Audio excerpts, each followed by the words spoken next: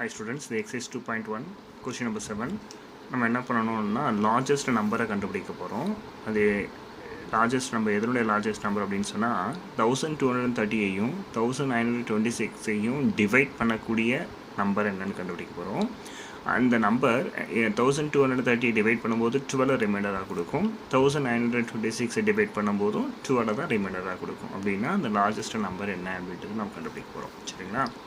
இப்போ இதோட சொல்யூஷன் போடும்போது நம்ம என்ன செய்யலாம் அப்படின்னா இதுக்கு நம்ம ஈஸியாக கண்டுபிடிக்கிறதுக்கான வேல்யூ என்ன அப்படின்னு சொல்லி பார்த்தோன்னா டிவைட் பண்ணுறதுனால நம்ம என்ன சொல்லலாம் ஹையஸ்ட் காமன் ஃபேக்டரை கண்டுபிடிக்கலாம். ஓகேவா? So it is enough to find HCF of HCFனு உங்களுக்கு தெரியும் ஹையஸ்ட் காமன் ஃபேக்டர். அதுக்கு இன்னொரு பேர் வந்து GCD அப்படின்னு சொல்லலாம். ஓகேங்களா? இந்த ரிமைண்டர் பண்ண 12 இருக்கு இல்லைங்களா, அது ரெண்டுத்தையும் மைனஸ் பண்ணிக்கலாம். அதாவது 1230ஓடையும் இந்த 12 மைனஸ் பண்ணிக்கலாம் அண்ட் 1926ஓடையும் இந்த 12 மைனஸ் பண்ணிக்கலாம். தட் இஸ் HCF ஆஃப் இதோட நம்ம 12 மைனஸ் பண்ணிங்கன்னா 1218 அண்ட் இது 1914. ஓகேங்களா? ஸோ இந்த ரெண்டு நம்பருக்கு நம்ம எல்சிஎம் எடுத்தோம்னா போதுமானது. அந்த லார்ஜஸ்ட் நம்பரை ஈஸியாக நம்ம கண்டுபிடிச்சிடலாம். சரி, இதுக்கு நம்ம என்ன பண்ணிக்கலாம் அப்படின்னா யூக்ளிட் டிவிஷன் லெம்மா யூஸ் பண்ணி போடலாம். லாங் டிவிஷன் மெத்தடே நான் போடலாம். ஸோ இப்போ நான் என்ன பண்ணுறேன், லாங் டிவிஷன் மெத்தடை எடுத்துக்க போகிறேன். ஸோ இதில் எது பிக்கஸ்ட் நம்பர்னு பார்க்குறேன். 1914. அப்போ 1914 நான் உள்ளே வச்சுக்கிறேன். சரிங்களா? ஸோ இங்கே பார்த்தீங்க அப்படின்னு சொன்னால் 1218 அதை நான் வந்து வெளியே வச்சுக்க போகிறேன். ஸோ எத்தனை டைம் டிவைட் ஆகும் அப்படின்னு சொல்லி பார்த்தீங்கன்னா 1 டைம் டிவைட் ஆகும். ஸோ 1218 இது இப்போ நான் இதை சப்ராக்ட் பண்ண போகிறேன். ஸோ சப்ராக்ட் பண்ணால் எனக்கு என்ன கிடைக்குன்னு பாருங்கள். ஸோ பாரோ பண்ணும்போது எனக்கு வந்து 14 8 போச்சுன்னா 6, இது வந்து 0 ஆகிடும். ஸோ பக்கத்தில் நீங்கள் பாரோ பண்ணுறீங்க, அப்போ 10 1 போச்சுன்னா உங்களுக்கு 9. ஆல்ரெடி இங்கே 9ல் பாரோ பண்ணால் 8 இருக்கும். 8 2 போச்சுன்னா 6. இப்போ 696 வந்து பார்த்திங்கன்னா 0வாக இருந்ததுன்னா இதுதானே HCFன்னு சொல்லிக்கலாம். ஸோ இது இல்லை, அதெல்லாம் என்ன செஞ்சுக்கலாம் அப்படின்னு சொன்னால் இந்த 1218 நான் இந்த சைடு கொண்டு வந்துடுறேன். அப்போது இது டிவைசர் இப்போ டிவைடண்டாக மாறிடுச்சு. சரிங்களா? இப்போ இது எத்தனை டைம்ஸ்னு பாருங்கள். இதுவும் டெஃபினட்டாக நம்மளுக்கு எத்தனை டைம்ஸாக இருக்கும்னா 1 டைம் தான் இருக்கும். ஏன் அப்படின்னு சொன்னால் 2 டைம்ஸ் எடுத்திங்கன்னா இது நியர்லி 700 இல்லைங்களா? ஸோ 1400 மாறிடும். ஸோ அதெல்லாம் உங்களுக்கு வராது. ஸோ 1 டைம் எடுத்திங்கன்னா உங்களுக்கு 696. ஓகே, இப்போ இது செப்பரேட் பண்ணிக்கோங்க 2. ஸோ பாரோ பண்ணிங்க அப்படின்னு சொல்லி பார்த்தீங்கன்னா இதுலேயும் நம்மளுக்கு 2 தான் வரும். ஸோ இங்கே 11ல் 6 போச்சுன்னா உங்களுக்கு 5. ஸோ 522. மறுபடியும் இது நாட் ஈக்குவல் டு 0 அப்படின்றதுனால இதை இப்போது நீங்கள் டிவைசராக யூஸ் பண்ணிடுறீங்க. இங்கே இருக்கக்கூடிய டிவைசரை டிவிடெண்டாக மாறிடும். 696. இப்போ இது எத்தனை டைம்ஸ் அப்படின்னு சொல்லி பார்த்தீங்கன்னா 1 டைம் தான். 522. இப்போ இது 4. இது என்ன ஆயிடுச்சு அப்படின்னு சொல்லி பார்த்தீங்கன்னா 7. இது 174 ஆயிடுச்சு. இது நாட் ஈக்குவல் டு 0 அப்படின்றதுனால இப்போ இது இந்த ரிமைண்டர் டிவைசராக மாறிடுச்சு. இங்கே இருக்கக்கூடிய டிவைஸு டிவைடண்டாக மாறிடுச்சு. சரிங்களா? அப்போது இது எத்தனை டைம்ஸ் நம்ம பார்க்குறோன்னு பாருங்கள். இது டெஃபினட்டாக நம்மளுக்கு வந்து டேபிள்ஸை சொல்லி பார்க்கணும். 17 டேபிள் எடுத்துக்கோங்க, ஈஸியாக இருக்கும். 17 1s are 17, 17 2s are 34, 17 3s are 51. அப்போ நான் என்ன பண்ணிக்கிறேன்னா இங்கே 3 எடுத்துக்கிறேன். இப்போது 3 × 4, 3 4s are 12, reminder 1. 3 7s are 21 + 1 are 22 2. 3 1s are 3. அப்போது எனக்கு வந்து 522. இப்போ என்ன ஆகிடுச்சு அப்படின்னு சொல்லி பார்த்தீங்கன்னா எனக்கு வந்து இது 0 ஆகிடுச்சு. அப்போ இங்கே ரிமைண்டர் 0னா இங்கே இருக்கக்கூடிய 174 இருக்குது பார்த்தீங்களா, அதுதான் எனக்கு என்னது HCF. Therefore HCF of 174 is HCF of 1218 and 1914 is என்ன ஆகிடுச்சு அப்படின்னு சொன்னால் 174. சரி, இதை நம்ம வந்து ஈக்குவல் லெம்மா இந்த கான்செப்டை நம்ம டிவைடில் எப்படி போடுவோம். ஓகேங்களா? இது டிவிஷன் மெத்தடு. சப்போஸ் இது உங்களுக்கு பிடிக்கல அப்படின்னு சொன்னால் நம்ம இல்லை நம்மளுக்கு ஆன்சர் வந்து வேறு மாதிரி கொண்டு போகணும், ஈக்குவல் லெம்மா புக்கில் இருக்கிற மாதிரி ஆன்சர் வேணும் அப்படின்னு சொன்னால் நீங்கள் எழுதிக்கலாம். எப்படி எழுதிக்கலாம்? 1190 and 1914 இது எப்படி எழுதுறேன்னா 1218 × 1 டைம் ப்ளஸ் இங்கே என்ன ஆகிடுச்சு அப்படின்னு சொல்லி பார்த்தீங்கன்னா உங்களுக்கு ரிமைண்டர் என்ன கிடச்சி 696. அதை எடுத்து நீங்கள் எழுதிக்கலாம். மறுபடியும் இது இங்கே வந்துடும் 1218 is equal to இது இங்கே வந்துடும் 696. இது எத்தனை டைம்ஸ் அப்படின்னு சொல்லி பார்த்தீங்கன்னா 1 டைம் தான். இப்போ ரிமைண்டர் உங்களுக்கு என்ன ஆயிடுச்சுன்னா 522. மறுபடியும் இந்த 696 இங்கே வந்துடும். சரிங்களா, இந்த 522 இங்கே வந்துடும். இது எத்தனை டைம்ஸ்னா 1 டைம்ஸ் தான். இப்போ இதோட ரிமைண்டர் என்னென்னு பார்த்தீங்க 174. இது 174 எழுதிக்கிறீங்க. மறுபடியும் இங்கே 522 எழுதிக்கிறீங்க. இந்த இடத்துல 174 எழுதிக்கிறீங்க. இது எத்தனை டைம்ஸ் அப்படின்னா 3 டைம்ஸ். அப்போ உங்களுக்கு என்ன ஆகிடுச்சு 0. அப்போது HCF இஸ் ஈக்குவல் டு என்ன எழுதிக்கலாம் அப்படின்னா 174. சரிண்ணா, இது நமக்கு டிவைடண்ட், இது குவேஷன்ட், சாரி இது டிவைசர், இது குவேஷன்ட் ப்ளஸ் என்ன ஆகிடுச்சு ரிமைண்டர். இதுதான் Euclid division algorithm. So according to that one, so நம்ம வந்து HCF is equal to 174. So இந்த லென்த்தி மெத்தடில் டிவைட் பண்ணியும் போடலாம், இதை ஈக்விட் லெம்மா கான்செப்டில் கொண்டு போகலாம். ஸோ இதை டிவைட் பண்ணுறது தான் உங்களுக்கு கொஞ்சம் ஒரு மாதிரி இருக்கும். பட் இது உங்களுக்கு தெரிஞ்சிச்சுன்னா ஈஸியாக அந்த ஃபார்மேட்டை கொண்டு போகிறதுக்கு ஈஸியாக இருக்கும். தேங்க்யூ. Hi students, இது வந்து exercise 2.1 question number 8. ரொம்ப ஈஸியான some. If D is a HCF of 32 and 60, find x and y satisfying the condition D is equal to 32x plus 60y. இதிலேருந்து xy வேல்யூ மட்டும் கண்டுபிடிக்க போகிறோம். ஸோ ரொம்ப ஈஸியான சம் தான். நம்ம என்ன பண்ணோம், ஃபஸ்ட்டு டின்றது என்ன சொல்கிறாங்க, HCF ஆஃப் 32 and 60 சொல்லிட்டாங்க இல்லையா. அப்போ டியை நம்ம வந்து எவாலுவேட் பண்ணணும். டி எவாலுவேட் பண்ணிட்டோம்னா ஈஸியாக ஆன்சர் முடிஞ்சிடும். அப்போ டி எவாலுவேட் பண்ணுறதுக்கு நம்ம எது பிக்கஸ்ட் நம்பர் எடுத்துக்கிறோம், அப்போது வந்து 60. சரிங்களா.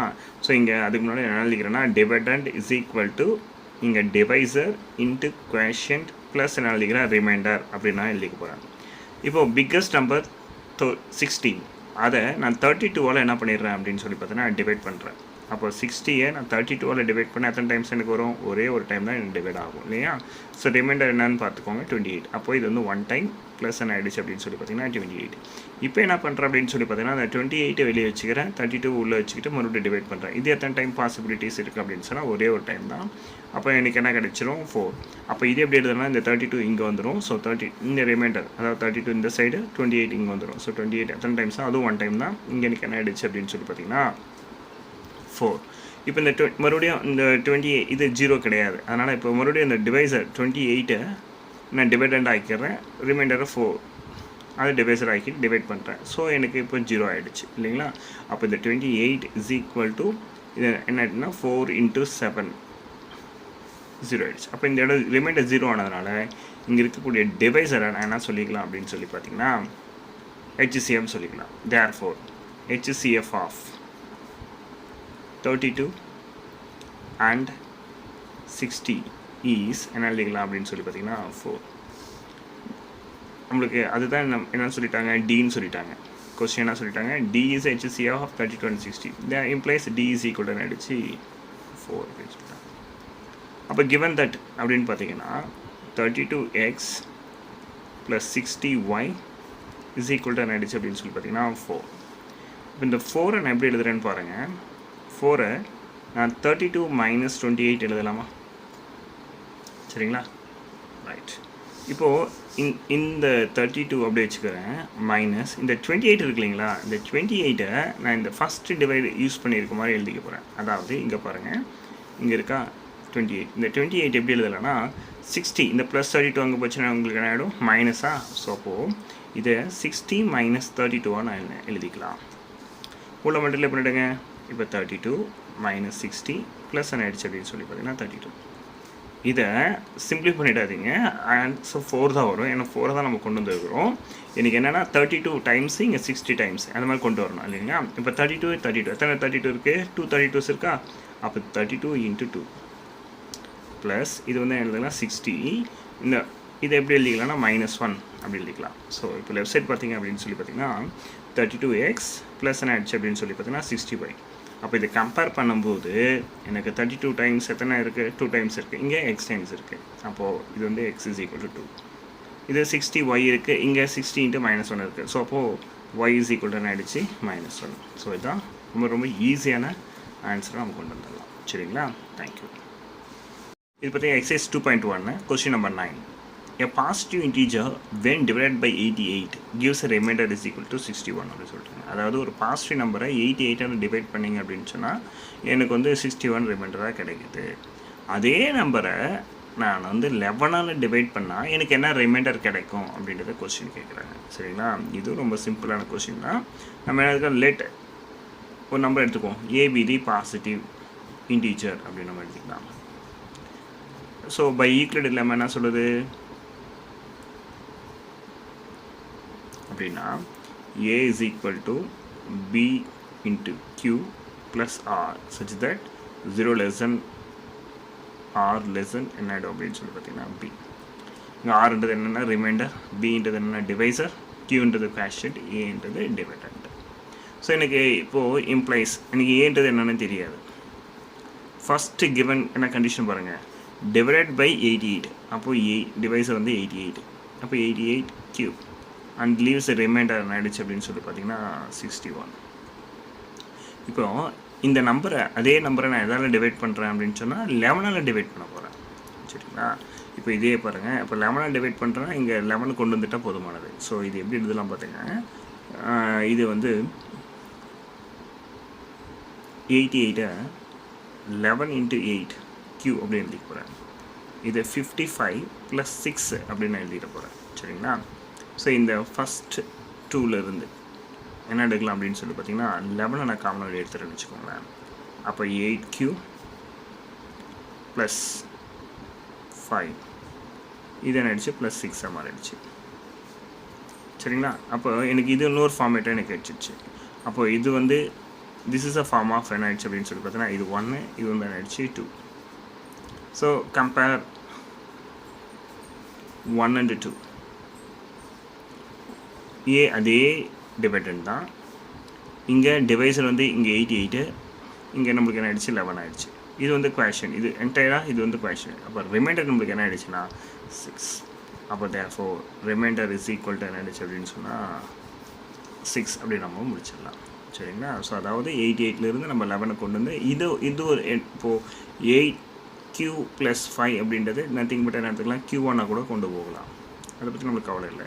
அப்புறம் Q1 கொண்டு வந்து உங்களுக்கு என்ன ஆகிடும், A is equal to 11 Q1 + என்ன ஆகிடும்னா 6 இந்த மாதிரியும் நம்ம கொண்டு வந்து, அப்போ இது வந்து இந்த ஸ்ட்ரக்சரில் இருக்குது அப்படின்ட்டு சொல்லலாம். அப்போ டிவைசர் வந்து உங்களுக்கு 11, அது குவேஷன்ட் Q1, அப்போ ரிமைண்டர் வந்து 6, அப்போ ரிமைண்டர் 6 அப்படின்றத நம்ம சொல்லிக்கலாம்.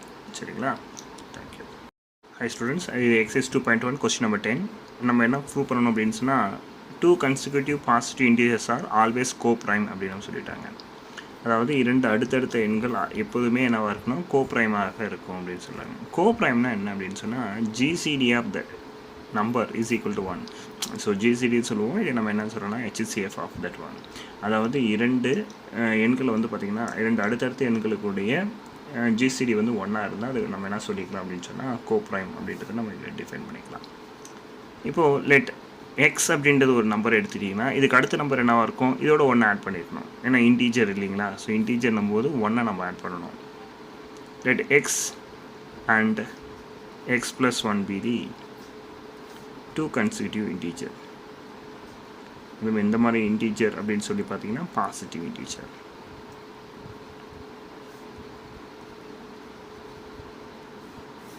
ஸோ இப்போ இது நம்ம என்ன சொல்லணும் அப்படின்னு சொல்லி பார்த்தா இதுக்கு நம்ம ஹெச்சிசிஎஃப் கண்டுபிடிக்கணும். ஹெச்சிசிஎஃப் என்னன்னு சொல்லணும் 1 அப்படின்னு நம்ம சொல்லணும். ஸோ பை யூக்ளிட் லெம்மா இதுக்கும் ப்ரூவ் பண்ணுற நிறைய மெத்தட் இருக்குது. ஸோ நான் வந்து நம்மளுக்கு இந்த மெத்தடில் கொண்டு போயிடுறேன். So dividend is equal to divisor into quotient plus என்னாச்சு ரிமைண்டர். இதுதான் அதனுடைய கான்செப்ட். இப்போ இதில் எது பிக்குன்னு பார்த்தாவே நம்மளுக்கு தெரிஞ்சிடும். பாசிட்டிவ் இன்டீஜர்னா x + 1 தான் பிக்கு. ஸோ இப்போ x + 1 வச்சுக்கிறீங்க. இது ஸ்மால் எக்ஸு. இது எத்தனை டைம் பாருங்கள், அதாவது x + 1 நீங்கள் எக்ஸால் டிவைட் பண்ணிங்கன்னா டெஃபினட்டாக உங்களுக்கு ஒரே ஒரு டைம் தான். அப்போ உங்களுக்கு எவ்வளோ ரிமைண்டர் கிடைக்கும்னா 1. இப்போ இந்த ரிமைண்டர் என்ன ஆகிடுச்சு அப்படின்னு சொல்லி பார்த்தீங்கன்னா நாட் ஈக்குவல் டு 0. ஸோ அப்போது இங்கே ஆகிடும், இது இந்த பிளேஸ்க்கு வந்துடும், இங்கே ரிமைண்டர் 1 வந்துடும். அப்போது எக்ஸ் வந்து எத்தனை டைம்ஸ் இருக்கும் அப்படின்னு சொல்லி பார்த்தீங்கன்னா டெஃபினட்டாக உங்களுக்கு என்ன ஆகிடும், எக்ஸ் டைம் தான் இருக்கும். அப்போது நீங்கள் என்ன பண்ணுறீங்க, எக்ஸை 1ஆல் டிவைட் பண்ணுறீங்க. ஸோ எத்தனை டைம்ஸ் உங்களுக்கு எக்ஸ் டைம். அப்போ எக்ஸாக மைனஸ் பண்ணிங்கன்னா உங்களுக்கு என்ன ஆகிடும் 0. அப்போ உங்களுக்கு ரிமைண்டர் என்ன ஆகிடுச்சு அப்படின்னு சொன்னால் 0 கிடச்சிடுச்சு. அப்போ இதுதான் உங்களுக்கு தேவையான ஜிசிடி, அதாவது ஹெச்சிசிஎஃப். அப்போ HCF of x x + 1 is என்ன ஆகிடுச்சு அப்படின்னு சொல்லி பார்த்தீங்கன்னா 1. Hence x and x + 1 are coprime அப்படின்னு நம்ம முடிச்சுக்கலாம். ஓகேங்களா? தேங்க்யூ.